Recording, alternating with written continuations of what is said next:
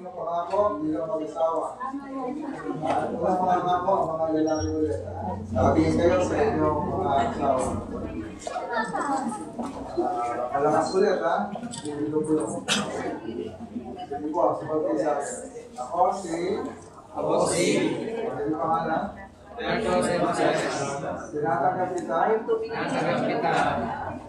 Ito ay. Bilang aking asawa.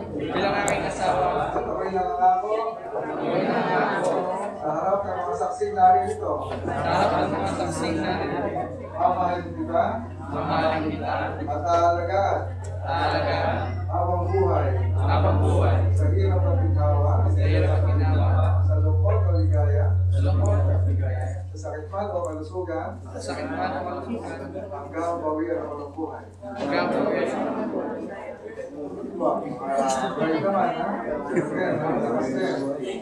Sunod ko sa akin. Ako si ano yung pangalan? Tinatanggap kita. Ano yung pangalan ng asawa mo? Bilang aking asawa. At ako'y nangangako. Sa harap ng mga saksing narito. Mamahalin kita. At aalagaan. Habang buhay. Sa hirap at ginawa. Sa lungkot o ligaya. Sa sakit man o kalusugan. Hanggang bawian o buhay. Okay, meron singsing. Diba, manibilig-bilig ka ba? Mga lalaki po yung meron singsing para sa mga.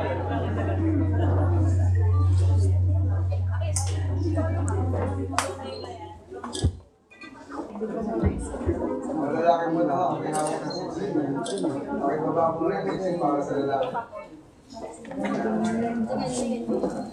Yan, sa lamesa.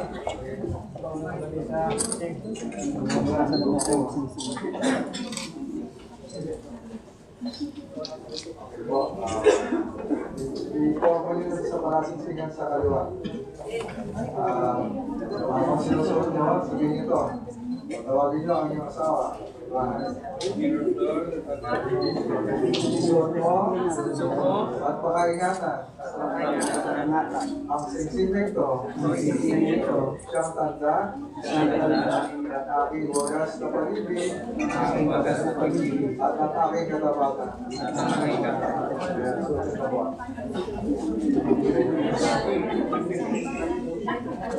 Ganun din, mga nagbayan naman, no? Tawagin nyo ang iyong asawa. Kaliwag na. Hindi po. Tawagin nyo ang iyong asawa. Isuot mo at pakarigatan.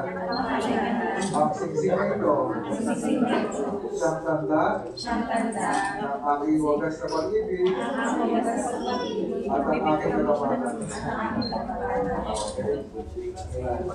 Hindi po. Sakit dito.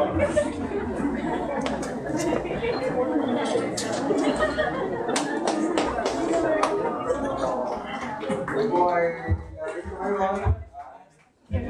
Nagkasundo kayo. Wala namin yung pangako. Ngayon lang na kayo magsasama habang buhay bilang mag-asawa. Sa hirap at ginhawa, hindi po sa ginhawa lang. Gusto kasala natin, puro ginhawa buhay. Ganoon talaga, may mga problema dumatasin sa buhay ng isang tao. Ganoon din sa buhay ng mga mag-asawa. At sa kaya, dumating.